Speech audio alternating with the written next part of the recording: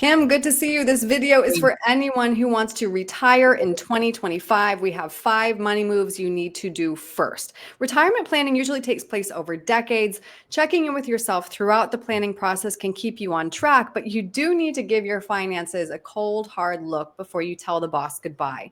So let's walk through those 5 money moves. First, you need to decide when to claim Social Security.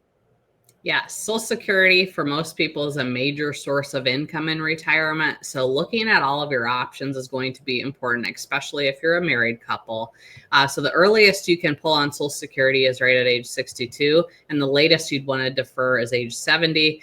And depending on the situation, it could be any time in between there. One thing to know, though, is that there are earnings limits on Social Security. So if you're still planning on potentially working part-time in retirement, then you're going to need to be aware of that as well. So what the right answer is there, it's going to be different for every single person. Yeah, really good point. Next, you have to determine whether you have adequate savings, but that seems overwhelming. Where do we even start?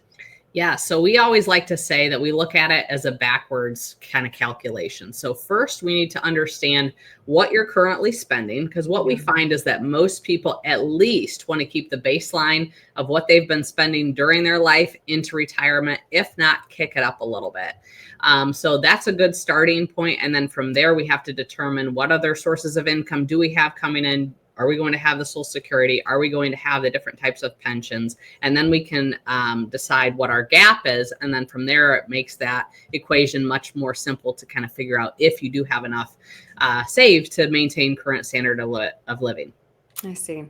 And then next we have to decide on a withdrawal strategy. I feel like we've all heard about the 4% rule. I've also heard that you need to tap your money in this order: taxable, tax deferred, then tax free. What do we need to be keeping in mind? Well, the thing that I will be continuing to repeat is that it is absolutely different for every single person. It depends on, again, those income sources that you have coming in, how much you'll need in retirement, and that is going to determine what of those buckets you want to be tapping into first. So for some of our clients, we're going for the tax deferred first. For some of the clients with some tax planning strategies, we actually go for the taxable, the non-retirement accounts first, and that allows us to do things like conversions throughout. So again, it is going to be different for every single person. Next, you need to schedule check-ins. Review your finances before and throughout your retirement, especially in those first few years. But how often do you think retirees are actually doing this? And how often do you think they're surprised by what they're spending? Yeah, so I would say for retirees, worldwide, they're not doing it enough. For our clients, we mandate at least once a year, but during that first or second year of retirement, a lot of times we're meeting more frequently, because we always say that it will be likely an adjustment from what you were anticipating. For some of our clients, yes, they were right on the money, expecting what they needed to come in to what they're getting. But some clients, it's too little, and some clients, it's actually too over. They were overestimating what they needed. So those regular check-ins are critical, and making sure you're making those minor adjustments along the way. Last and perhaps most important, consult an advisor.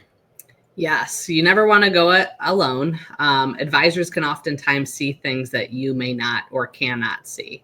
So that's, a best piece of advice right there. Right. Especially since you live in this world where you know about these risks, you know how everything can play out. So if somebody wants to sit down with you, Kim, and create that plan that is very unique to them, what's the best way to reach you? The best way to reach out to us is to go to our website, www.young-wm.com, and you'll find all of our contact information there. Great. Kim, thank you. Thanks, Erin.